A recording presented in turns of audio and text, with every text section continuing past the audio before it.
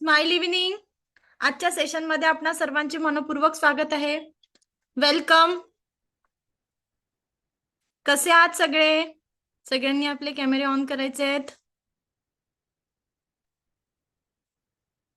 Yes, ready आहात recce शिकण्यासाठी? या दिव्य ब्रह्मांडीय ऊर्जांना जाणून द्यायला आज तुम्ही रेडी आहात का? स्वस्त मस्त जबरदस्त तंदुरुस्त आहात सगळे? सुरू करूया आजच्या सेशनला. सॅमसंग नावानी कोण जॉईन झालं आहे? प्लीज आपलं नाव चेंज करा. VGKX आजच्या दिवस मी चान्स देते, उद्यापासून आपल्या नावाने जॉईन व्हायचंय, अदरवाईज मी तुम्हाला रिमूव्ह करेल. ओके, सॉरी, मी थोडीशी स्ट्रिक्ट आहे या बाबतीत. आपल्या नावाचे व्हायब्रेशन वाढवायचे आहेत आणि आपल्या नावाने जॉईन व्हायचं आहे. येस, सगळ्यांचं खूप खूप स्वागत आहे आणि सुरू करूया आजच्या सेशनला. कालच्या सेशन मध्ये आपण पास्ट लाईफ मधल्या काही मेमरीजला थोडंसं रिमूव्ह केलं. आज असे कोणी आहेत का की अजूनही त्यांना पास्ट लाईफ मधल्या काही गोष्टी विसरायला त्रास होतो? हँड रेज करा. किंवा असं कोणी आहे ज्यांना फॉरगिवनेस अजूनही जमत नाही आहे, माफ करायला जमत नाहीये? Okay, Sushil sir, very good. आणि तुम्ही स्वतःला एक शाबासकी द्या की तुम्ही एक्सेप्ट करताय की आपल्याला जमत नाही आहे, अजूनही मला कुठेतरी स्टक झाल्यासारखं होतंय. संपदा मॅडम, व्हेरी गुड. येस, अजूनही माफ करणं कोणाला जमत नाही? Aparna madam, okay. ज्यांना जमत नाही आहे फॉरगिवनेस, आपण बघितला की फॉरगिवनेस म्हणजे काय? आपण जी सिच्युएशन मधनं जातो आहे की आपण त्या गोष्टीला अप्रूव्ह करतोय का की त्यांनी बरोबर केलं आपल्यासोबत? आपण अप्रूव्ह करतच नाहीये. त्यांचं फॉरगिवनेस म्हणजे काय? त्यांना माफ करतोय. कशासाठी करतोय? तुम्ही त्यांच्या वरती जाण्यासाठी, तुम्ही एक पाऊल पुढे टाकण्यासाठी त्यांना माफ करतोय. याचा अर्थ त्यांनी चूक केलं किंवा बरोबर केलं याच्यात पडायचंय का आपल्याला? नाही. अर्थातच त्यांनी चूक केलं असेल किंवा काही ठिकाणी तुम्ही चुकले असाल, काही ठिकाणी ते चुकले असतील. समोरचे जे काही आपल्याला ज्यांच्याबद्दल अजूनही माफ करता येत नाही त्या लोकांबद्दल मी बोलते. आपण त्यांच्या कुठल्याही गोष्टीला अप्रूव्ह करत नाहीये. जे काही झालं आहे त्याला पण आपण अप्रूव्ह करत नाहीये की ते बरोबर होतं किंवा चूक होतं, हेही आपण बघत नाहीये. आपण काय करतो आहे की मी एक पाऊल वरती जाण्याचा प्रयत्न करते आहे. जिथे मी स्टक झाली आहे किंवा जिथे मी स्टक झालेलो आहो, जिथे मला ब्लॉकेजेस निर्माण झालेले आहे, मला काय करायचं आहे? माझ्या स्वतःसाठी, माझ्या प्रगतीसाठी एक पाऊल पुढे टाकायचं आहे, समोर जायचं आहे. कशासाठी? माझ्या प्रगतीसाठी, माझ्या स्वार्थासाठी मला पुढे जायचं. कळतंय का? ज्यांनी ज्यांनी माफ केलं नाही त्यांच्यासाठी पुन्हा एकदा सांगते की बघा, एक छान सुंदर कथा म्हणता येईल, स्टोरी म्हणता येईल, जी नेहमी सांगत असते. एक शिष्य असतात, ज्याचप्रमाणे गुरु शिष्यांचं नातं आहे. एक शिष्य असतात, ते अशाच पद्धतीने विचारतात की तुम्ही मला माफ करायला सांगितलं, तुम्ही मला या पद्धतीने सांगितलं की समोरच्याची काहीही चूक झाली असेल तर त्यांना माफ करा, स्वतःला माफ करा, पण माझ्याकडनं अजूनही ते शक्य होत नाहीये. अजूनही मी समोरच्याला माफ करू शकत नाही आहे. मग गुरुजी म्हणतात की तुला मी एक गोष्ट सांगतो, तेवढं कर म्हणजे तू त्यांना माफ करू शकशील. तो शिष्य म्हणतो की ठीक आहे, तुम्ही म्हणता आहात ना, तर मग मी ते करायला तयार आहे. मग गुरुजी त्यांना सांगतात की तुम्ही 1 किलो बटाटे सोबत ठेवा. आपल्याला काय करायचे? 1 किलो बटाटे आणायचे आहेत आणि ते आपल्याला सोबत ठेवायचे. मग त्याला वाटतं शिष्याला की अरे 1 किलो बटाटे आहे आणि 1 किलो बटाटे सोबत ठेवायचे, किती सोपं आहे हे, हो की नाही? जर मला बटाटे सोबतच ठेवायचे तर मी बटाटे 1 किलो घेऊन यायला किती स्वस्त असतात, सगळ्या गोष्टी असतात. मग ते बटाटे आणतो, झोपताना बटाटे सोबत, उठताना बटाटे सोबत, ब्रश करताना बटाटे सोबत, वॉशरूम मध्ये बटाटे सोबत. पहिला दिवस जातो. हे किती सोपं होतं. जर बटाटे ठेवून मी माफ करू शकलो असतो तर हे आधीच सांगायला पाहिजे होतं ना गुरुजींनी, इतका मला त्रास नसता झाला. मग दुसऱ्या दिवशी परत जातो, परत सगळीकडे बटाटे सोबत, ऑफिसमध्ये बटाटे सोबत. जिथे जातो तो शिष्य तिथे सगळीकडे काय असतात? बटाटे सोबत असतात. पहिला दिवस जातो, दुसरा दिवस पण जातो, असे 4-5 दिवस जायला लागतात. मग आपल्या प्रत्येकाला माहिती आहे की बटाट्यांना काय येतात? कोंब येतात. बरोबर. काही दिवस बटाटे जुने झाले की त्यांना कोंब यायला लागतात. मग ते 8 दिवस झाले, मग त्यांना कोंब यायला लागतात. मग 15 दिवस जातात. 15 दिवसानंतर काय होतं, बटाट्यातून एक घाणेरडा स्मेल यायला लागतो, वास यायला लागतो, दुर्गंध यायला लागतो आणि मग त्यातले काही बटाटे सडण्याच्या प्रोसेस तिथे स्टार्ट. मग त्या शिष्याला काय होतो, वैताग यायला लागतो की ही ते बटाट्याची सडण्याची प्रोसिजर चालू झाली आणि मला गुरूंनी सांगितलं आहे की हे तर सोबत ठेवायचे प्रत्येक ठिकाणी. आता मी हे ऑफिसमध्ये कसे घेऊ?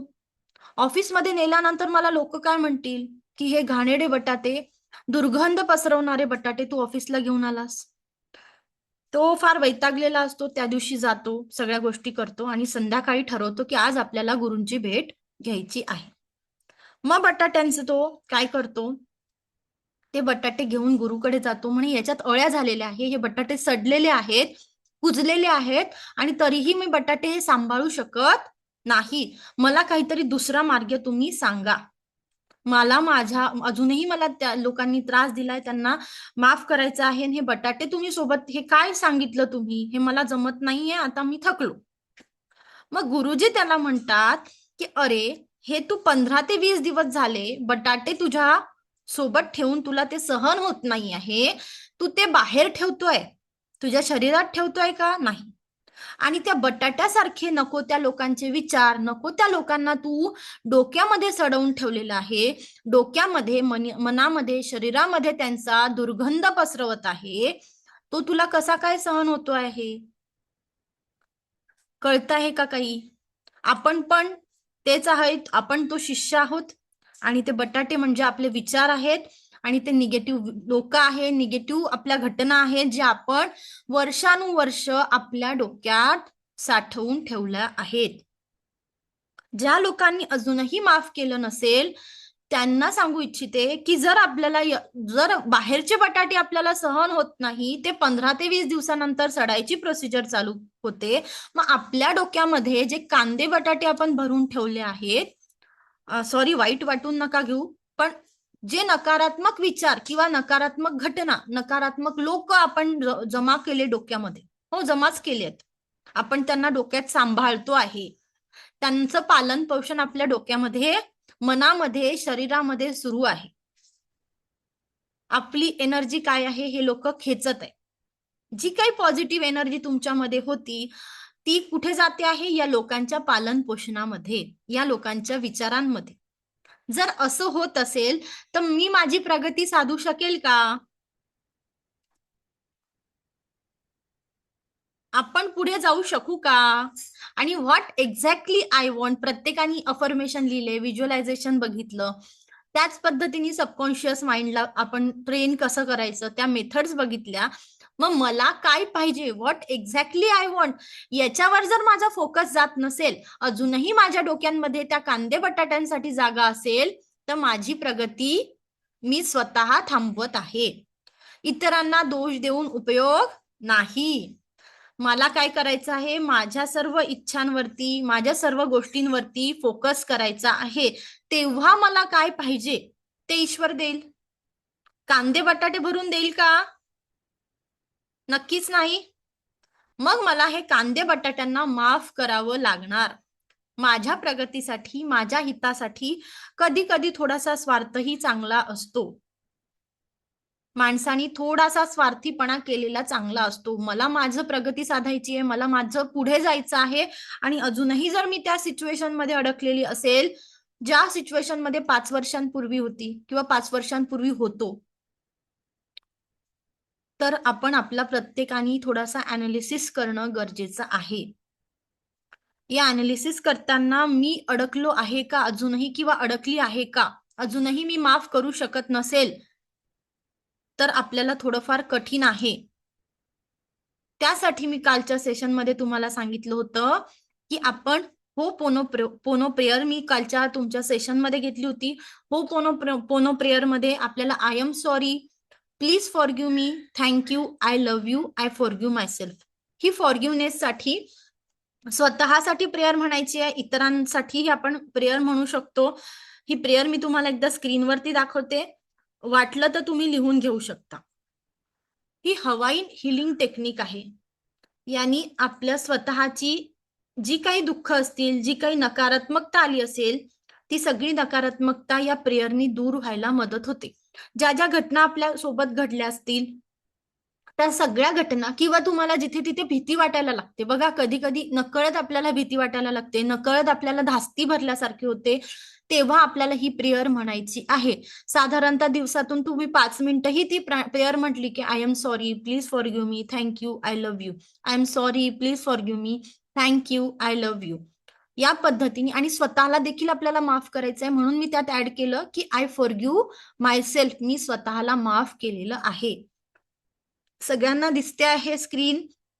ज्यांना स्क्रीनवरनं प्रेयर लिहून घ्यायची असेल त्या लोकांनी प्रेयर लिहून घ्यायची आहे. ही हवाईन हिलिंग टेक्निक आहे. यांनी खूप सुंदर आपली जी काही पास्ट लाईफचे कर्म असतील ते रिमूव्ह व्हायला मदत होत असते. कळालं प्रत्येकाला? इथपर्यंत कालच्या सेशन मधला आपण थोडासा ओव्हरव्ह्यू बघितला की काल काय काय बघितलं होतं. म्हणून आपल्याला प्रेयर म्हणायची आहे. तुम्ही कधीही सकाळी उठल्यावरती, रात्री कधीही ही प्रेयर चॅन्ट करू शकता. कळलं? आज आपण ऍक्च्युअल रेकीचा सिलेबसला स्टार्ट करतो आहे. रेकी म्हणजे काय हे जाणून घेणार आहोत. तुम्ही उत्सुक आहात सगळे? रेडी आहात का? चला मग सगळ्यांनी करा, yes I am ready, yes I am ready, yes I am ready, yes I am ready. पूर्ण उत्साहात करायचं आहे. Very good, very good. Yes. एक सुंदर स्माइल तुमच्या चेहऱ्यावर आली आहे आणि ती स्माइल बघून मलाही फार आनंद झाला आहे. आज आपण पुढे जाऊया या सेशन मध्ये की रेकी म्हणजे काय. रेकीच्या आपण पहिल्या लेवलला सुरुवात करतो आहे आणि पहिल्या लेवलचा सिलेबस मी तुम्हाला सांगितलं की आपण काय काय बघणार, रेकीची प्रेयर कशी करायची, रेकी म्हणजे काय, रेकीचा इतिहास काय आहे, रेकी कुठल्या तत्वावरती काम करते, असे डिफरंट टॉपिक आपण आज कव्हर करणार आहोत. रेकी म्हणजेच काय, एक ही पॉझिटिव्ह पूर्णतः एक हिलिंग टेक्निक आहे असं म्हणता येईल. आपल्या स्वतःला हील करण्यासाठी आपल्या मार्फत आपण इतरांना देखील यांनी हील करू शकतो. त्याच पद्धतीने रेकी ही फक्त आणि फक्त प्युअर पॉझिटिव्ह एनर्जीवरती वर्क करते. रेकी म्हणजे प्रेम आहे, रेकी म्हणजे पूर्णत्व आहे, रेकी म्हणजे लाईफचा बॅलन्स आहे. त्याच पद्धतीने रेकी आपल्याला फ्रीडम देते, त्या नकारात्मक विचारांपासून आपल्याला दूर करते आणि जे काही तुमच्याकडे डिसीजेस असतील, जी काही निगेटिव्हिटी असेल, ती संपूर्ण निगेटिव्हिटी आपल्या शरीरातून, मनातून, आत्म्यातून दूर करायला मदत करत असते. जे काही तुमच्या छोटे छोटे ब्लॉकेजेस असतात, दिवसभरातली तुमची चिडचिड होत असते, अस्वस्थपणा येतो, कुठे कुठे नकळत भीती वाटायला लागते, त्या सगळ्यातून रेकी आपल्याला काय करते, एक आनंदाकडे, जीवनाची एक सुखी गुरुकुल्ली असं आपल्याला म्हणता येईल, ती म्हणजे दिव्य रेकी शक्ती आहे. आज आपण त्याबद्दलच जाणून घेणार आहोत. बऱ्याच लोकांना रेकी बद्दल बरेचसे गैरसमज आहेत. पहिला गैरसमज म्हणजे रेकी म्हणजे अंधश्रद्धा, काहीतरी निगेटिव्हिटी, काहीतरी जादू वगैरे वगैरे वगैरे.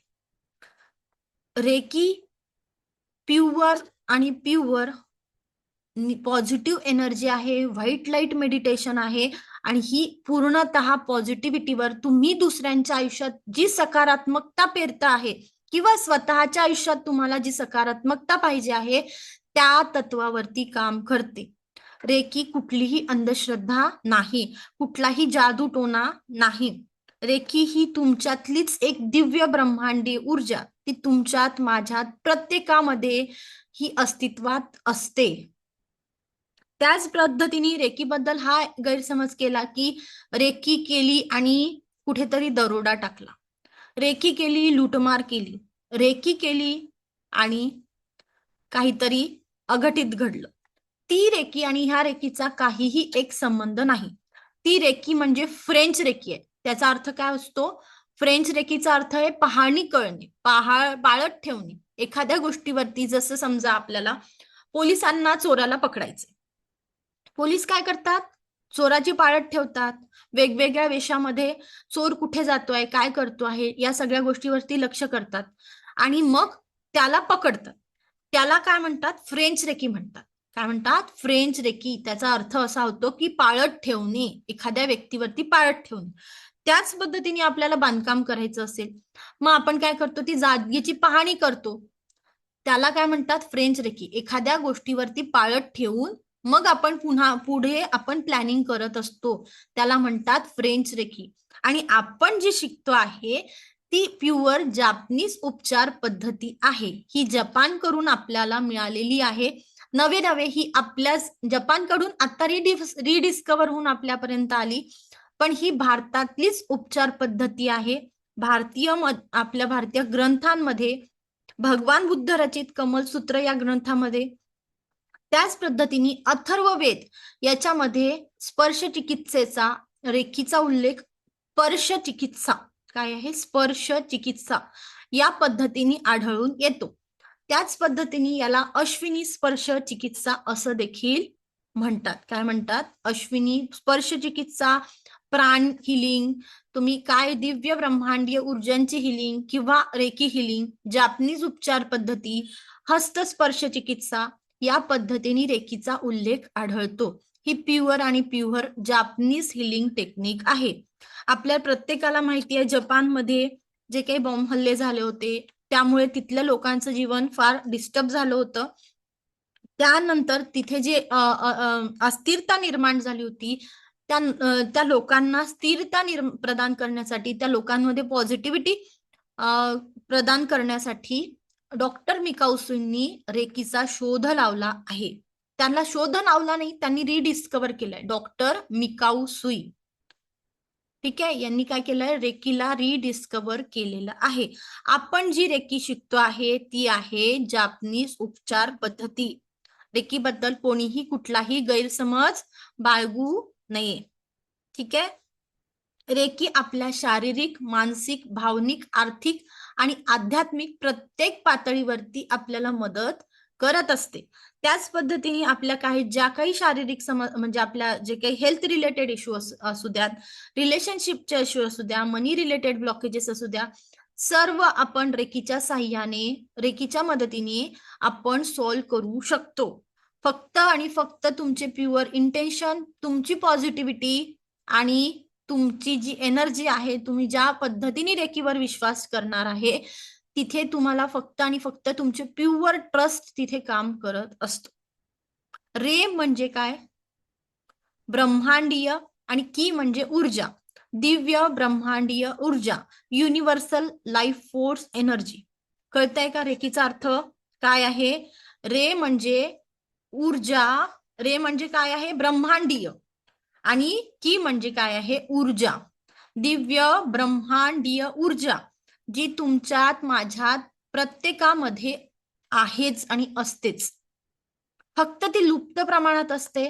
प्राण ऊर्जा, आपल्या प्रत्येकामध्ये प्राण आहे, बरोबर, श्वास घेतो आहे, श्वास चालू आहे, त्या ईश्वरीय शक्तीचा कुठेतरी, त्या आत्म्याचा वास आपल्यामध्ये आहे.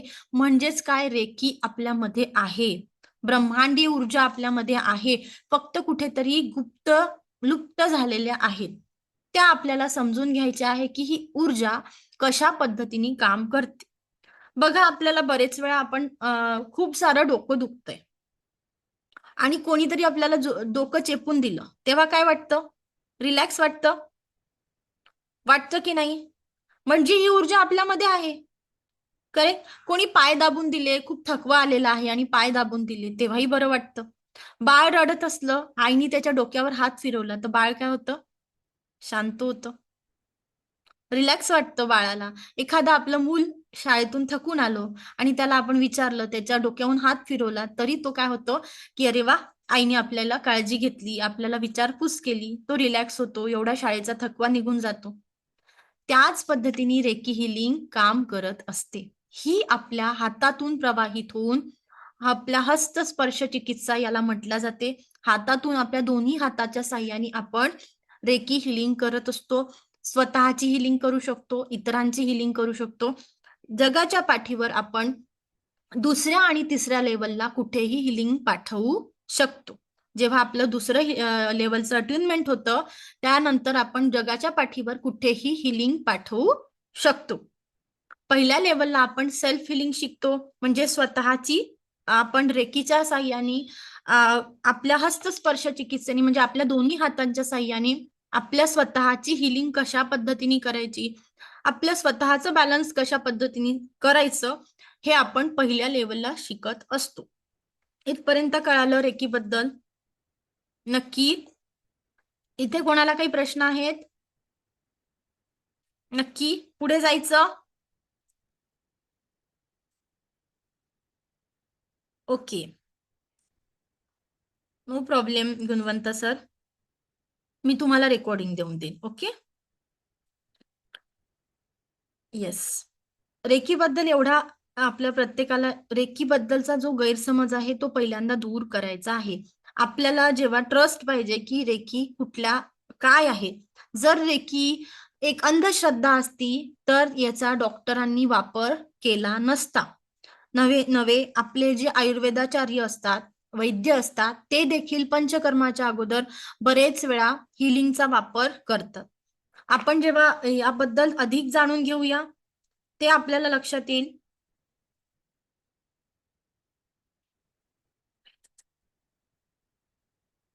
एनर्जी रेकी काय आहे? एक ऊर्जा आहे जी सगळीकडे प्रेझेंट आहे. मी ऊर्जांबद्दल पहिल्या दिवसापासून बोलते आहे की प्रत्येक गोष्टीला काय आहे? ऊर्जा आहे. एक तर पॉझिटिव्ह ऊर्जा, नाही तर निगेटिव्ह ऊर्जा.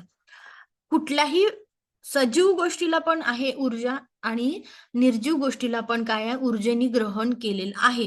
म्हणून आपल्याला सांगितलं जाते घरामध्ये नको त्या गोष्टी, नको असलेल्या 6 महिन्यांपूर्वी वापरात नसलेल्या गोष्टी आपल्याला घरात ठेवायच्या नाही. अदरवाईज आपल्या घरामध्ये काय येते?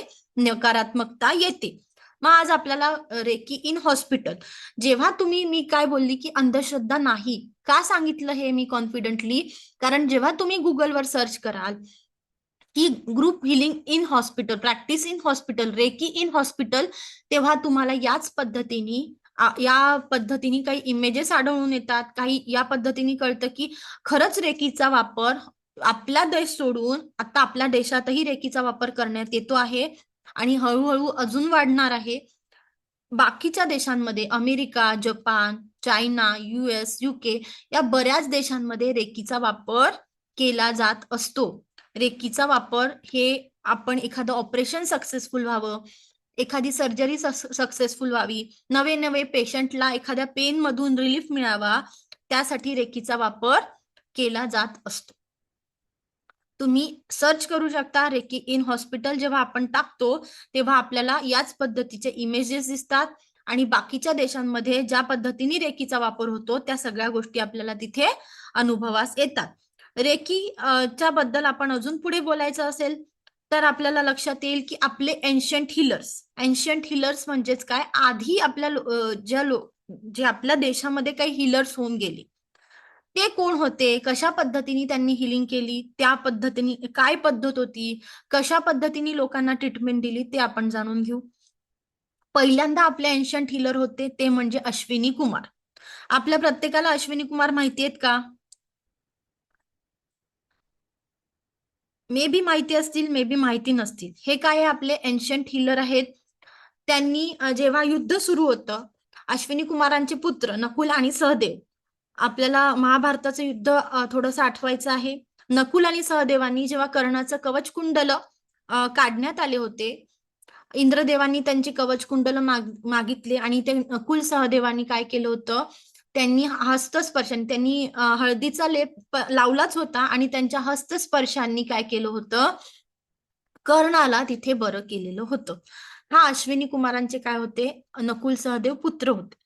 त्याच पद्धतीने अश्विनी कुमार काय करायचे? हिलिंग करत होते. एक नॅचरली लोकांना बरं करण्याची त्यांच्यामध्ये काय होती? पॉवर होती.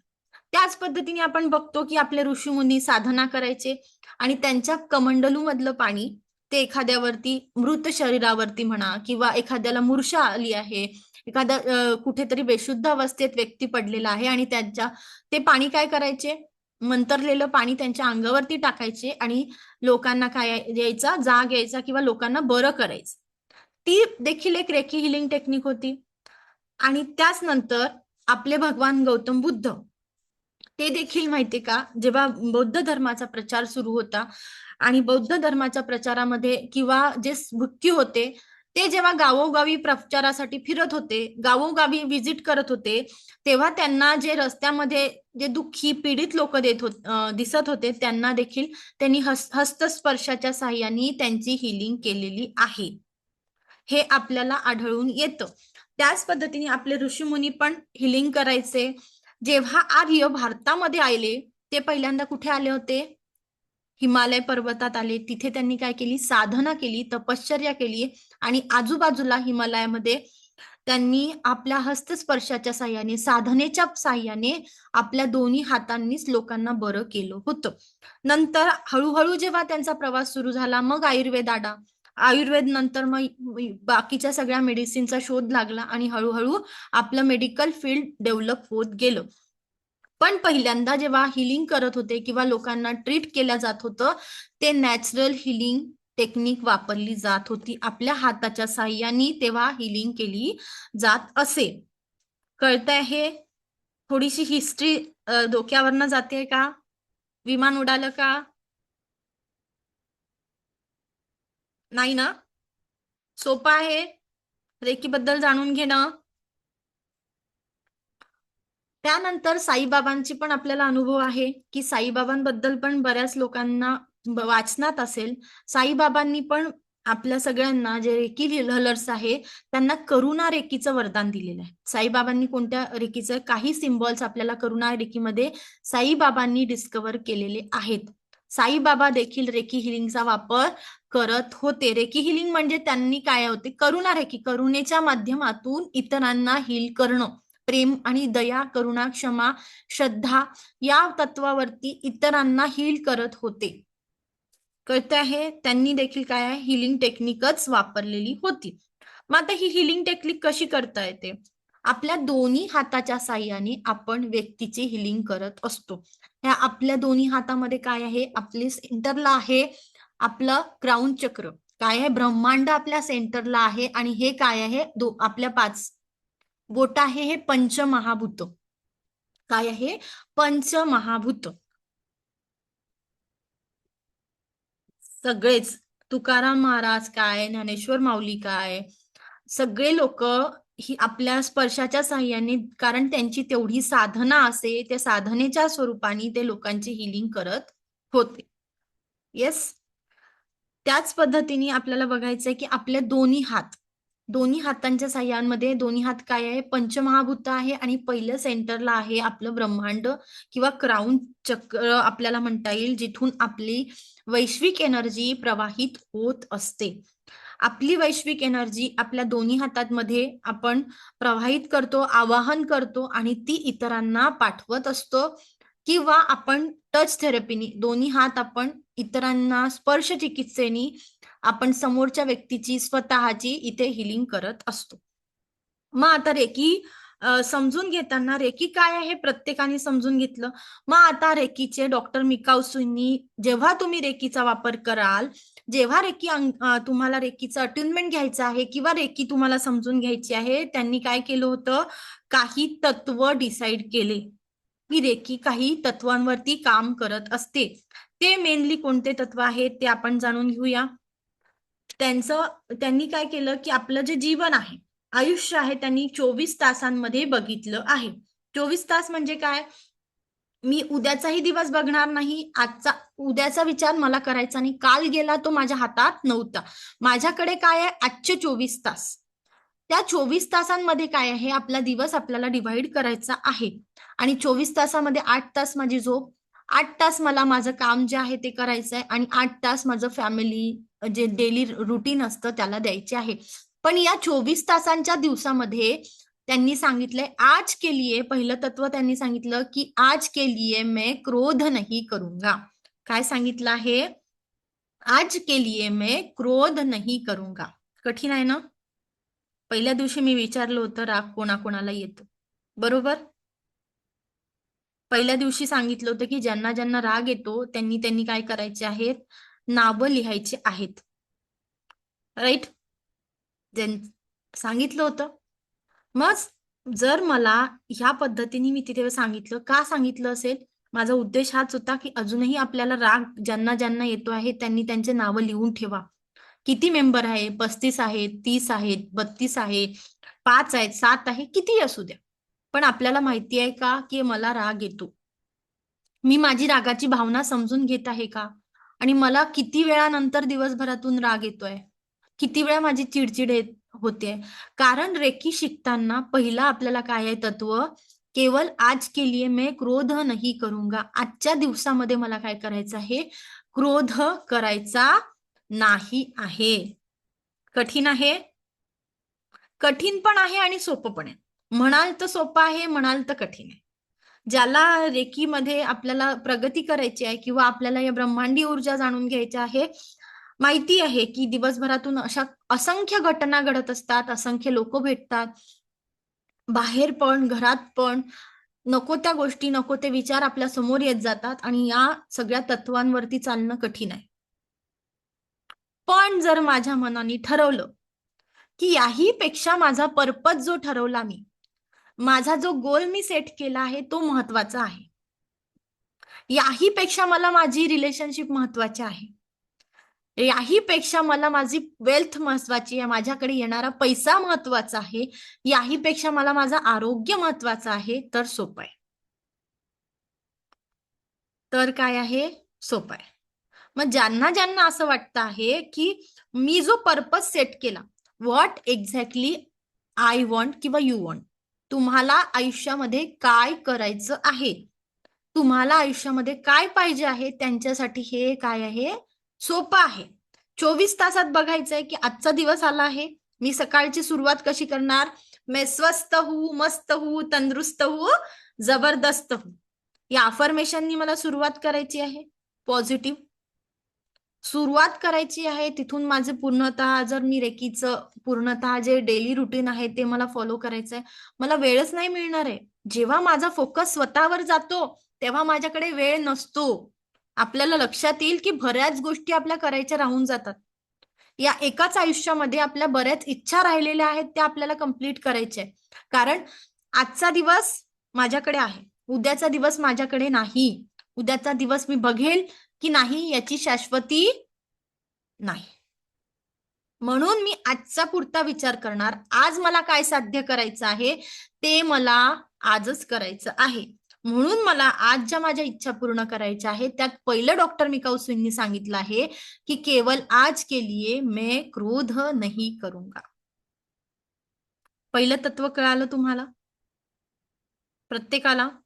केवल आज के लिए मैं क्रोध नहीं करूंगा. उद्याचा उद्या बघूया, पण आजचा दिवस माझ्याकडे आहे. आज मी काय करणार? क्रोध करणार नाही. तुम्हाला साधं उदाहरण नाही, बऱ्याच असंख्य घटना लॉकडाऊन मध्ये आपण प्रत्येकाने बघितल्या, असंख्य सगळ्या कानावर आल्या, काही पेपरमध्ये आल्या, काही नाही आल्या, काही जवळून मी बघितल्या. त्यातली एक घटना सांगते. छान कुटुंब असतं, ज्या कुटुंबामध्ये बऱ्याच वर्षानंतर आपल्याकडे म्हणतात पाळणा आलेला आहे आणि त्यांना 5 ते 6 वर्षानंतर मुलगा झालेला असतो. सुंदर छान सगळं हॅपी कुटुंब. पण लॉकडाऊनमुळे काय होतं, बऱ्याच जणांचे जॉब गेलेले. आपल्याला प्रत्येकाला माहिती आहे लॉकडाऊनची परिस्थिती कशी होती. एकमेकांसोबत आपल्याला घरात राहायची सवय नव्हती. त्यामध्ये जर आपली जॉईंट फॅमिली होती तर प्रत्येकाला वेगवेगळ्या पद्धतीने तिथे डील करावं लागत होतं. एकत्र राहताना त्या लेडीजवर येणारं फ्रस्ट्रेशन किंवा त्या जेंट्सचा जॉब गेला होता. त्या पुरुषाचा काय झाला होता, जॉब गेला होता आणि त्या फ्रस्ट्रेशनमध्ये ईएमआय होते, होम लोन होतं, कारचं लोन होतं, त्यात पर्सनल लोन, या सगळ्यांमध्ये तो दबलेला पुरुष, त्याची मानसिकता किती भयंकर झाली असेल आणि त्या स्त्रीवरती येणारा लोड, ती पण जॉब करत होती. या सगळ्यांमध्ये काय होत होतं, तो मुलगा जो लहान मुलगा होता 7 वर्षांचा, तो पिसला जात होता. घरात आई त्या लेडीजला राहायची सवय नसल्यामुळे सगळी जबाबदारी, कामबाई नाही, सगळी चिडचिड चिडचिडचं वातावरण. काही घरात खूप आनंदी वातावरण होतं, काही घरात एकमेकांमध्ये ऍडजस्टमेंट होत नव्हती. प्रत्येकाचे शेड्यूल वेगवेगळ्या पद्धतीने राहायचे, प्रत्येकाला वेगवेगळ्या ठिकाणी वेगवेगळ्या पद्धतीने खायला प्यायला लागायचं. सासू सासऱ्यांची वेगळी काळजी घ्यायची आणि त्या रागाच्या भरात त्या मुलानी आईला काय सांगितलं, एक ग्लास पाणी मागितलं की आई मला पाणी दे, मला तहान लागलेली आहे. आईने काय केलं, आपल्या हातातलं लाटणं चुकून त्याला मारायला घेतलं. आणि तो मुलगा बाथरूमच्या डोअरवरती स्वतःला वाचवता वाचवता आदळला. काय झालं? सत्य घटना आहे. तो मुलगा बाथरूमच्या डोअरवर वाचवता वाचवता आदळला आणि त्याचा डोळा नकळत त्यांनी वाचला. काय ब्रह्मांडाची कृपा किंवा ते ईश्वरीय शक्तीचा आशीर्वाद म्हणा. त्याच्या डोळ्याला काही झालं नाही, त्यालाही झालं नाही. आणि त्यानंतर त्याची आई हादरली. आई हादरली, बाबा हादरले, की हे काय होत आहे? की आपला क्रोध आपल्याला सांभाळता येत नाही आहे आणि आपल्या क्रोधामुळे काय झालं असतं आज? होत्याचं नव्हतं झालं असतं. ज्या बाळासाठी 6 ते 7 वर्ष आपण वाट बघितली, त्या बाळासाठी आपण एवढे प्रयत्न केले आणि आपण काय केलं होतं? त्या बाळाला सांभाळताना त्याचा विचार न करता आपण त्याच्यावरती लाटणं मारायला गेलो, क्रोधाच्या भरात लाटणं मारलं आणि त्याला स्वतःला वाचवायची जी त्याची स्वतः धडपड होती, त्याच्या भरात त्याला काय लागलं? बाथरूमचा दरवाजाचा कॉर्नर लागला आणि इथे खाच पडली. अशा असंख्य घटना आपण बघितलेल्या आहे.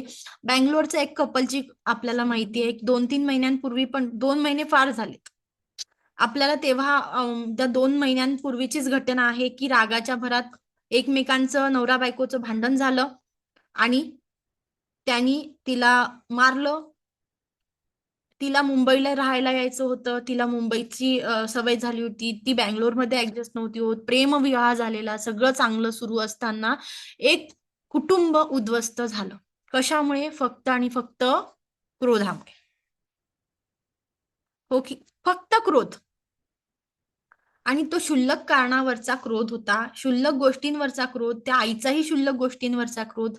आणि नंतर तिलाही पश्चाताप झाला. त्यानंतर त्यांनी सोल्युशन काढलं, काउन्सिलिंग केली आणि मग त्यांच्या लक्षात आलं की आपलं कुठेतरी काहीतरी चुकतं आहे, काहीतरी गडबड झालेली आहे. आपल्याला कुठेतरी साधनेची गरज आहे, घरात शांततेची गरज आहे आणि त्या मुलाला सांभाळण्याची गरज आहे. त्यालाही घरात राहण्याची काय होती? सवय नव्हती. आणि त्या कपलचंही काय झालं की त्यांनी सरेंडर केलं पोलिसांकडे की मी हा गुन्हा केलेला आहे, मी आता एकतर सुसाईड करतो किंवा मी मरून जातो. येस, तो रागाचा एक क्षण काय असतो? महत्वाचा ठरतो.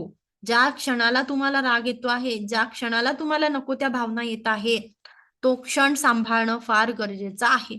म्हणून डॉक्टर मिकाउसींनी रेकीचा वापर करताना एक प्रिन्सिपल तिथे सांगितलं आहे. ते पहिलंच प्रिन्सिपल दिलं, केवल आज के लिए मैं क्रोध नहीं करूंगा. काय सांगितलं? आजच्या दिवसाचा विचार कर, आजच्यासाठी जग, आज मध्ये बघ आणि आज तुला काय करायचंय? राग करायचा नाही, कोणाचाच राग करायचा नाही. या रागाच्या भावनेपासून तुला स्वतःला काय करायचंय? प्रोटेक्ट करायचं आहे. आहे का सोपं? जर ठरवलं तर खूप सोपं आहे. कळालं? कळतं पहिलं तत्व? नक्की? त्यानंतर त्यांनी दुसरं तत्व सांगितलं आहे, केवल आज के लिए मैं चिंता से दूर रहूंगा. येस, केवल आज के लिए मैं चिंता से दूर रहूंगा. काय करायचे? चिंता करायची नाही. असं होईल का की मला चिंता राहणार नाही? मला मॅडम जबाबदाऱ्या किती आहे तुम्हाला काय माहिती मॅडम? तुम्हाला बोलायला काय लागते? माझ्याकडे एवढी जबाबदारीची लिस्ट आहे. सकाळी उठल्यापासून डबा करायचा आहे, हे करायचं आहे, ऑफिसला जायचं आहे, मुलांना सांभाळायचं आहे. त्यानंतर पुरुषांच्या वेगळ्या जबाबदाऱ्या, कुटुंब सांभाळायचं, मुलांचे लग्न करायचे, मुलांचे शिक्षण करायचे, कुटुंबाला एक चांगल्या पद्धतीने आपल्याला आधार द्यायचा आहे, त्यांची सपोर्ट सिस्टीम बनायची आहे. पुरुषांच्या जबाबदाऱ्या ह्या वेगळ्या, स्त्रियांच्या जबाबदाऱ्या आहेत. बरोबर की नाही? मग यामध्ये आपल्याला टेन्शन न घेणं असं शक्य आहे का की टेन्शन मध्ये राहायचं नाही? सोपं आहे हे? सोपं आहे का की एखाद्या गोष्टीचं आपल्याला टेन्शन येत नाही? मुलं लवकर आले नाही, वेळ दिला आहे, मुलं आले नाही तरी आपल्याला अस्वस्थ व्हायला लागतं. आपल्याला येस होतं ना, आईला होतं, वडिलांनाही होतं. बरोबर, काळजी वाटायला लागते. येस, खूप कठीण आहे की आपल्याला चिंता सोडायची आहे. त्यातल्या त्यात ज्यांना मुली आहेत, त्यांच्या मुली लवकर आल्या नाही, त्यांना वेगळं टेन्शन राहतं. ह्या सगळ्या गोष्टी फार कठीण आहेत, मी मान्य करते. ऑफिसमधनं हस्बंड किंवा वाईफ लवकर आली नाही, टाइम दिलाय 7 वाजताचा, यायला 8 वाजले, कुठे आहे, कधी येणार आहे, किती ते नको नको नको नको नको विचार.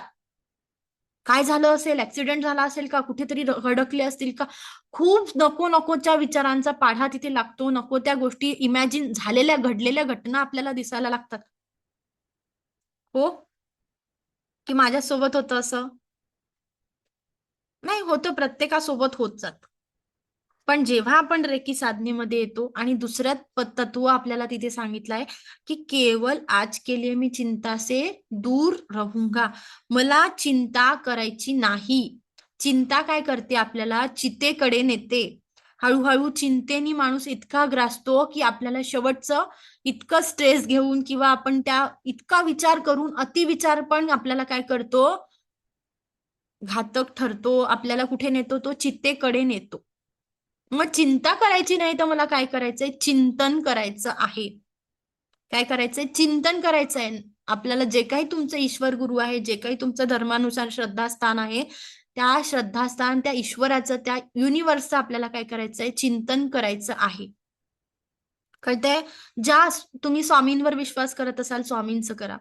तुम्ही ज्या ज्या यांचा तुम्हाला वाटतं आहे की हा माझा, याच्यावरती माझा बिलीव आहे, हा माझा ईश्वर आहे, हा माझा गॉड आहे, त्याचं आपल्याला काय करायचं आहे, नामस्मरण करायचं आहे. आणि प्रॉब्लेम्स तुम्ही एकदा समोरच्या युनिव्हर्सवरती टाकून तर बघा की हा प्रॉब्लेम छोटासा आहे, हा माझ्याकडे आहे, माझ्याकडनं सॉल्व्ह होणार नाही. सरेंडर, तिथे काय करायचं, आपल्याला सरेंडर व्हायचं आहे. तू मला मदतीला ये, त्या ईश्वराला आपल्याला काय करायची, हाक मागायची आहे. त्या ब्रह्मांडाकडनं आपल्याला मदत घ्यायची आहे. कारण जोपर्यंत आई देखील बाळाला घेत नाही, तो कितीही रडला, जोपर्यंत रडत नाही तोपर्यंत आईला समजतं का याला प्रॉब्लेम आहे. जोपर्यंत नाही समजत, किती तुम्ही एक्सप्लेन करा की आई माझ्या लाईफमध्ये प्रॉब्लेम सुरू आहे, सांगितल्याशिवाय कुठल्याच जगातल्या आईला समजत नाही. इव्हन तो काय माहिती का, आता तर असं झालंय की माणूस माणसालाच ओळखत नाही. माणसाला एकमेकांना जोपर्यंत तुम्ही दाखवत नाही ना, तोपर्यंत लोकांना समजतच नाही की याच्या लाईफमध्ये काही चालू आहे, हॅपीनेस आहे की प्रॉब्लेम सुरू आहे. नाही समजत, इतरांना आपल्या भावना सांगितल्याशिवाय कळत नाही. त्याच पद्धतीने त्या ब्रह्मांडाला पण आपल्याला काय करायचं, मागणी करायची आहे. त्या युनिव्हर्सकडे सांगायचं आहे की मला काय पाहिजे, मी कुठल्या प्रॉब्लेम मधनं जातो आहे, प्लीज माझी मदत कर. काय करायचंय आपल्याला, ब्रह्मांडाकडनं मला मदत कर अशी भावना व्यक्त करायची आहे. आणि चिंता मला सोडायची आहे. चिंता काय करते, चितेकडे नेत असते. मग चितेकडे जायचंय का आपल्याला, नाही जायचं. चिंता नाही करायची, चिंतन करायचं आहे. मग त्याच्याबद्दल आपल्याला एक राजाची गोष्ट मी तुम्हाला सांगते. एक राजा असतो, त्याचं सगळं छान सुरू सुरू असतं, राजकुमार असतो, राजकुमारी असते, चांगलं पूर्ण राज्य सुरळीत सुरू असताना त्याला ना झोप लागत नाही. काय होते, झोप लागत नसते आणि त्याला कळतच नाही की आपल्याला झोप का नाही येते, आपण अस्वस्थ का होतोय. सगळ्या गोष्टी तर आपल्याकडे आहे, राज्याची सुव्यवस्था चांगली आहे, राज्याचे जे काही जे आपले सेनापती आहे, शिपाई आहेत, जे जे मंत्रीगण आहे, ते प्रत्येक जण आपापली जबाबदारी चोख पद्धतीने पार पडत. मग मला का झोप येत नाही, मग ते विचार करतात की आपल्याला एक गुरु होते, गुरूंनी आपल्याला मदत केली होती जेव्हा आपले राज्य मध्ये आर्थिक प्रॉब्लेम येत होते, आपली घडी बसवत नव्हती, त्या राजाची घडी एका गुरूंनी बसवून दिली होती. आणि मग राजा जेव्हा राज्य निर्माण करतो, त्या गुरुसाठी काय करतो, एक रूम तिथे तयार करतो. पण गुरु काय म्हणतात, माझं स्थान इथे नाही राजन, मी इथे राहू शकणार नाही, तुम्ही मला काय करताय, बंदी बनवू नका, मला इथे राहणं शक्य नाही.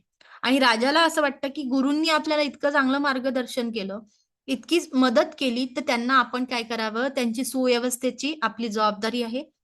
आणि त्यांना आपण कुठे ठेवावं, राज्यात ठेवावं, आपण त्यांच्याकडनं नेहमी मार्गदर्शन घ्यावं आणि कुलगुरुपद त्यांना द्यावं. पण राजाची जी भावना असते, ती जी इच्छा असते, गुरु काय करतात, त्याला नकार देतात. आणि या कुठेतरी राजाचं मन दुखवलं जातं आणि नंतर गुरूंची त्याला आठवण येते की अरे आपल्याला ते गुरु होते, आपण त्यांना बरेच वर्ष झाले, त्यांनी आपल्याला एवढी मदत केली, त्यांची आपण साधी विचारपूस पण नाही केली आणि आपण राग धरून बसलेलो होतो. अजूनही मी कुठेतरी अडकलेलो आहे आणि मला काय करायला पाहिजे, गुरूंची माफी मागायला पाहिजे. कदाचित म्हणून मला झोप येत नसेल. असा तो विचार करून दुसऱ्या दिवशी सकाळी आपल्या सेनापतीसोबत काय करतो, गुरूंच्या आश्रमी भेटायला जातो. असं सगळं जाता जाता त्यांनी आता आपण ठरवूनच टाकू की गुरूंना माफी मागायची, हे करायचं ते करायचं, खूप त्याची प्लॅनिंग असते राजाची, की आपण म्हणजे गुरूंशी बोलूया, गुरूंना माफी मागूया की मी माझं चुकलं वगैरे वगैरे, तेव्हा आपल्याला शांत झोप लागेल असा त्याचा विचार सुरू असताना गुरुच्या आश्रमी पोचल्यानंतर गुरूंच्या आश्रमाच्या बाहेर काही गर्दी झालेली दिसते. तिथे शिष्य असतात गुरुचे. ते शिष्य राजाला बघून एक शिष्य पुढे येतो आणि विचारतो तुम्ही कोण. सगळी विचारपूस झाल्यानंतर तो शिष्य म्हणतो, राजन, गुरु जाऊन 1 वर्ष झाले, त्यांचा देहांत झालेला आहे. त्यांना काय झालंय, देहांतवास झालेला आहे. ते 1 वर्षांपूर्वीच गेले. आणि मग त्यांना समजतं राजाला की अरे आता मी माफी कोणाची मागायची, आता मी माझे प्रॉब्लेमचं सोल्युशन कोणाला मागायचं, आता मला कोण मदत करेल. तिथे राजा काय होतो, टेन्शन मध्ये येतो की अरे आता मला कुठून तरी मदत मिळाली पाहिजे असं वाटत होतं ना, आता मला कुठूनच मदत मिळत नाही. आता गुरूंनी पण मला सांगितलं नाही, गुरुही तसे चालले गेले. मग तो शिष्य म्हणतो की थांबा राजन, तुमच्यासाठी गुरूंनी एक पत्र लिहून ठेवलेलं आहे. काय ठेवलेलं आहे, एक पत्र लिहून ठेवलेलं आहे आणि ते पत्र तुम्हाला द्यायची त्यांची शेवटची इच्छा होती. मग राजाला ते पत्र मिळतं आणि त्या पत्रात लिहिलेलं असते, जे कराल ते वाढेल. काय लिहिलेलं असते, जे कराल ते वाढेल. जे कराल ते वाढेल. राजाला कळतच नाही याचा अर्थ काय. जे कराल ते वाढेल. जे कराल म्हणजेच काय, ज्याच्यावरती फोकस जाणार ती गोष्ट काय होणार, वाढणार आहे. बरोबर. म्हणजे चिंतावरती फोकस गेला तर चिंता वाढणार आहे. मग राजा म्हणतो की जे कराल ते वाढेल. आता मला वाढवायचं काय, पुढे जाऊन मी वाढवू काय. मग राजाच्या लक्षात येतो की मी तर आता जिवंत आहे, आता सगळं ओके आहे, सगळ्या गोष्टी, राजा सेनापती चांगले, सगळे काम करताय, सेना व्यवस्थित आहे. मला काय करायला पाहिजे, जी सेनेचे मुलं आहेत, जे सेनापतीचे जे किंवा आपली जी सेना आहे आपल्याला जे प्रोटेक्शन देत आहे, जर मी ह्या सेनेला चांगल्या पद्धतीने ट्रेनिंग दिलं आणि त्या मुलांना, जे टीनेजर मुलं आहे ज्यांना युद्धकला मी शिकवली, तर हे लोक माझ्या मुलाचं प्रोटेक्शन करतील, माझ्या राज्याची सुव्यवस्था बघतील, माझ्या मुलाला मदत करतील. मग राजा काय करतो, राजाचा नित्य नियम असा करून ठेवतो की रात्री जेव्हा त्यांना झोप येत नसते, जेवण झाल्यानंतर ते काय करतात, तलवारबाजीची प्रॅक्टिस करायला सुरुवात करतात. आणि जे लहान मुलं आहे 8 ते 10 वर्षांपासून ते सुरुवात करतात आणि त्या लहान मुलांना काय करतात, तलवारबाजीचं ट्रेनिंग द्यायला सुरुवात करतात, त्यांना युद्धकला शिकवायला सुरू करतात. आणि राजा रात्री 11 ते 2-3 वाजेपर्यंत त्याची युद्धकला सुरू असते आणि तो आल्यानंतर राजाला काय होतं, स्वस्त झोप लागायला लागते. त्याला काहीतरी डोक्याला काम पण लागतं आणि त्याचा फोकस कुठे जातो, की राज्याची सुव्यवस्था चांगली करायची, मला तिथे प्रगती साधायची, जेणेकरून जे सैन्य निर्माण होईल ते माझ्या मुलाच्या मदतीला येईल. उद्देश काय असतो, जे कराल ते वाढेल. त्यांचा फोकस चांगल्या गोष्टीवर गेला आणि आपोआप राजाला काय होते, झोप लागायला लागते. त्यांचा फोकस चिंतेपासून चिंतनाकडे गेला, प्रगतीकडे गेला आणि त्यांच्या नकळत, राजाच्या नकळत त्याला काय जाणवलं, की आपली लाईफ व्यवस्थित सुरू आहे, नकळत त्यांना झोप लागते आहे, सगळं सुरळीत चाललेलं आहे. आणि राजा त्यांच्या नकळत गुरूंनी काय दिलेला असतो त्यांना, एक चांगला मार्ग तिथे गुरु सुचवून जात, की आपल्याला चिंता करायची नाही, कारण चिंता केली तर चिंताच वाढेल. आणि चिंतन करेल तर चिंतन केल्यानंतर आपण जेव्हा विचार करणार की मी आता नामस्मरण करणार किंवा मी आता पॉझिटिव्हली विचार करणार, मी आता कुठलं तरी चांगलं पॉझिटिव्ह गोष्ट ऐकणार किंवा पॉझिटिव्ह गोष्ट आत्मसात करणार, त्या युनिव्हर्स सोबत संवाद साधणार, तर मला सोल्युशन सापडणार. काय भेटणार आहे, माझ्याकडे असणाऱ्या प्रॉब्लेमचं मला तिथे काय भेटणार, सोल्युशन सापडणार. यावर मला काय करायचं, ट्रस्ट ठेवायचा आहे. म्हणून डॉक्टर मिका उसवींनी सांगितलं कि केवल आज के लिए मैं चिंता से दूर रहूंगा. काय करायचंय, चिंतापासून दूर राहायचं आहे. मग चिंतापासून दूर राहायचं आहे तर चिंतन करा. तुमचा ज्या ब्रह्मांडावरती, ज्या ईश्वरीय शक्तीवरती विश्वास आहे, तुम्ही त्याला आपण त्याची प्रेयर करायची. प्रार्थनेमध्ये खूप मोठी ताकद असते. एक प्रार्थना, एक इंटेन्शन, एक पॉझिटिव्हिटी आपण स्वतःला देणं आणि आपल्यासोबत आपल्या कुटुंबासोबत जगाला, प्रत्येकापर्यंत आपला पॉझिटिव्ह विचार पोचत असतो. ज्या पद्धतीने निगेटिव्हिटी पोचते त्याच पद्धतीने एखाद्याच्या आयुष्यात पॉझिटिव्हिटी पण पोचत असते.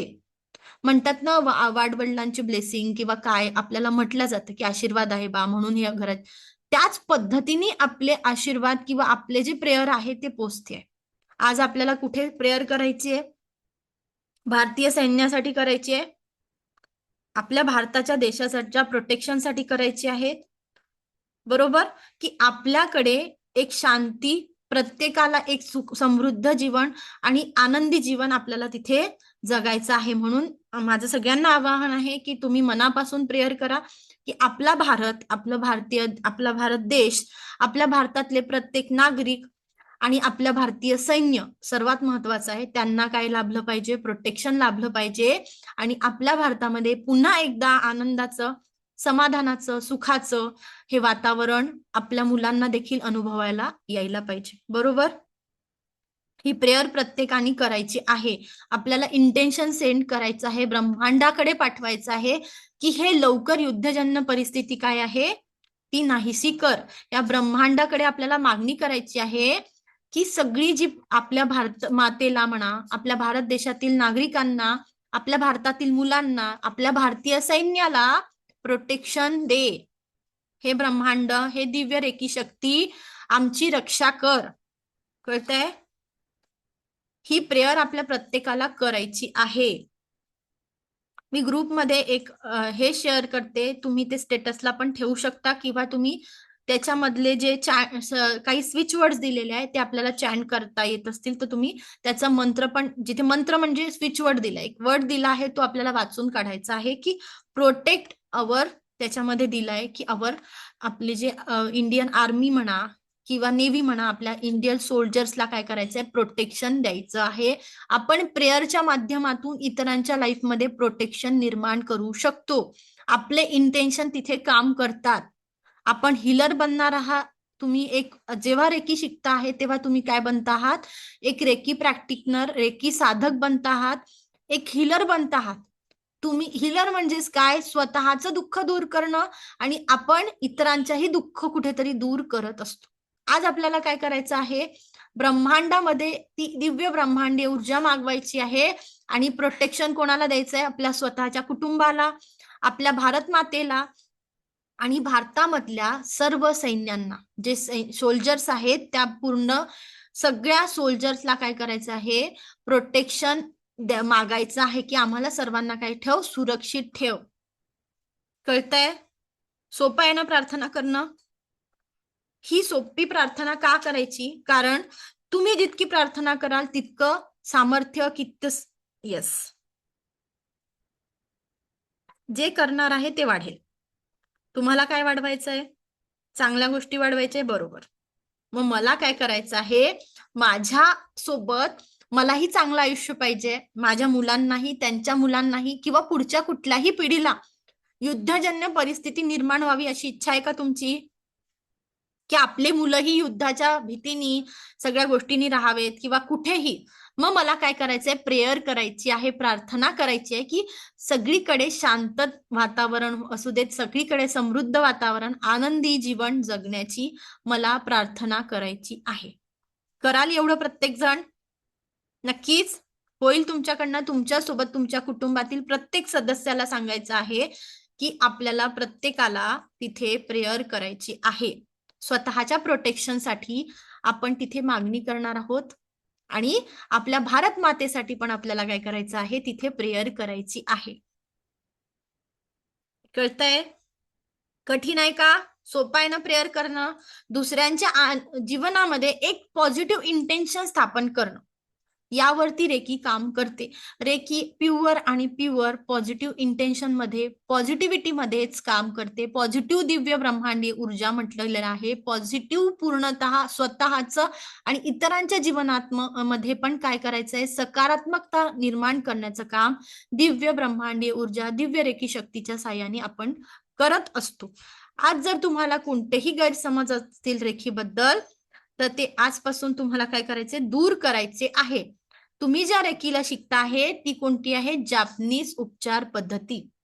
याच्यावर आपल्याला काय करायचं आहे, ट्रस्ट करायचं आहे. तुम्ही आज परत एकदा गुगलवर सर्च करा, reiki in hospital. Yes, reiki is equal to only positive energy. Reiki in hospital जेव्हा चेक कराल तेव्हा तुम्हाला तिथे रिझल्ट मिळतील की काय आहे, खरंच रेकी आहे का. प्रत्येक रेकी, मग जर रेकी नसती तर तिथे त्यांना जॉबवरती रेकी हिलर्स तिथे हॉस्पिटलमध्ये अपॉइंट केलेले असतात. तिथे त्यांना सॅलरी देऊन तिथे रेकी हिलर ज्या पद्धतीने नर्स असतात त्या पद्धतीने काय असतात, हिलर्स ठेवलेले असतात.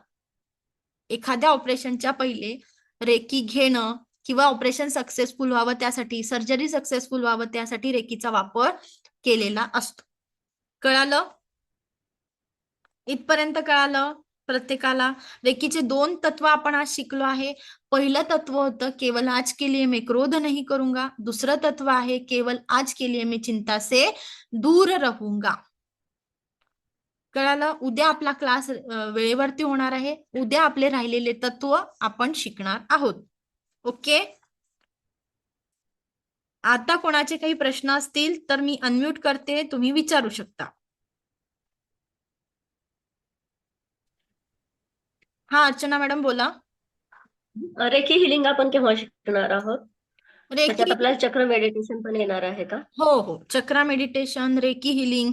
रेकीचे आता प्रिन्सिपल बघितल्यानंतर आपण पुढे एक एक गोष्ट शिकणार. औरा म्हणजे काय, औराला क्लीन कशा पद्धतीने करायचं, अफर्मेशन कसे द्यायचे, प्रोटेक्शन स्वतःला कसं द्यायचं, या पद्धतीने साधना कशी म्हणजे करायची. अवरलोक. हा, औरा लॉक कशा पद्धतीने करायचं, साधना कशी करायची. त्यानंतर रेकीचे बॉडीचे काही हिलिंग पॉइंट्स असतात ते देखील तुम्हाला सांगितले जातील की या पॉइंट्सला तुम्हाला कोणत्या कोणत्या चक्रामध्ये ब्लॉकेजेस असतात, ते चक्र तुम्हाला शिकवले जातील. हे सगळं तुम्हाला या 10 दिवसांच्या सेशनमध्ये शिकवलं जाणार आहे. आपलं 16 तारखेपर्यंत सेशन आहे आणि हे सगळे आपल्याला संडेला ज्यांना अटेन्मेंट घ्यायचं असेल रेकी लेवल 1चं, त्यांची अट्युनमेंट प्रोसेस केली जाणार आहे. त्यांनी उद्या मला काय करायचं आहे, प्रोसेस बद्दल थोडंसं सांगा ना. अट्युनमेंट प्रोसेस म्हणजे ग्रँड मास्टर कडनं रेकीची दीक्षा घेणं. रेकी ही गुरु शिष्य परंपरेवरती काम करत असते. ग्रँड मास्टर कडनं तुमचे काही चक्र ओपन केले जातात आणि रेकीच्या सोबत तुम्हाला ट्यून केलं जात. रेकीच्या काय, त्याची फी आहे का? हा, त्याचं एनर्जी एक्सचेंज द्यावं लागतं. एक नॉमिनल एनर्जी एक्सचेंज असतं की कारण की रेकीच्या तत्वामध्ये सांगितलंय की कोणी म्हणजे आपण पुढे अजून शिकणार आहोत उद्याच्या सेशनमध्ये, त्यात असं सांगितलंय की कोणी मागितल्याशिवाय रेकी द्यायची नाही आहे. आणि रेकी घेतली किंवा दिली तर तुम्हाला काय करायचं, एक small amount of energy exchange समोरच्याला द्यायचं आहे. आणि मी जी एनर्जी एक्सचेंज घेतले पहिल्या लेवलला मी फ्री ठेवलेला आहे, तर मी फ्रीच घेते. ती जी एक नॉमिनल 101 रुपीज, 101 रुपये मी एनर्जी एक्सचेंज घेते आणि मी ती डोनेट करत असते. मी ती जेणेकरून की मी फ्री घेते आहे तर मी स्वतःलाही सांगितले की फ्रीच घेते, पण रेकीच्या तत्वावरती जे सांगितलं आहे की तुम्हाला कुठेतरी एक एनर्जी एक्सचेंज घेणं महत्वाचं आहे, जेणेकरून तुम्ही फ्री मध्ये रेकी देऊ शकत नाही. तर मी ती एनर्जी एक्सचेंज जिथे गरज आहे गरजूंना डोनेट करते, कधी कधी स्वामींच्या मंदिरात डोनेट करते, जिथे गरज आहे तिथे मी डोनेट करत असते. ज्यांना दीक्षा घ्यायची आहे त्यांच्यासाठी तुम्ही मला कॉन्टॅक्ट करा. तुम्हाला संडेला आपल्याला दीक्षा घेता येईल. ओके. अजून कोणाचे काही प्रश्न आहेत?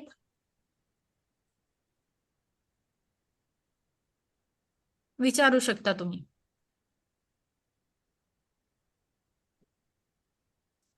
रेकीच्या 3 लेवल आहेत ना? हा, रेकीच्या 3 लेवल आहे. संडेला सकाळी आपल्याला अट्युनमेंट दिल्या जातं सकाळच्या वेळेला, तिन्ही लेवल साधारणतः संडेला 5:30 शिकवले ते. जातील का? काय म्हटलं? तिन्ही लेवल संडेलाच कव्हर केल्या जातील नाही का? नाही, अट्युनमेंट हे आपल्याला पहिल्या लेवलचं अट्युनमेंट घ्यायचं आहे. 3 लेवल नाही, ही हा. 10 दिवसाचं जे सेशन आहे ते पहिल्या लेवलचं सिलेबस आहे. मी जे शिकवत आहे ही ओके. पहिली लेवल आहे. पहिली लेवल फ्री आहे. हम्म. ठीक आहे. दुसरी आणि तिसरी लेवलची काही त्याची एनर्जी एक्सचेंज वेगळी आहे. हम्म. ओके. ती तो किती 1 आहे? महिन्याचा कोर्स असतो पूर्ण. पहिली लेवल ही 10 दिवसांची आहे. मॅम फीस किती आहे कशाची बेटा? लेवलची? पहिल्या लेवलची 101 रुपये एनर्जी एक्सचेंज आहे. ज्यांना अट्युनमेंट घ्यायचं आहे त्यांच्यासाठी एनर्जी एक्सचेंज किती आहे? 101 रुपीज. आणि सेकंड आणि थर्ड लेवलची किती आहे? हा, ते मी तुम्हाला डिटेलमध्ये सांगेल. जेव्हा आपला शेवटचा दिवस असेल त्या दिवशी मी तुम्हाला सगळं सिलेबस समजून सांगेल आणि त्या सगळं डिटेलमध्ये येईल. ओके. ठीक.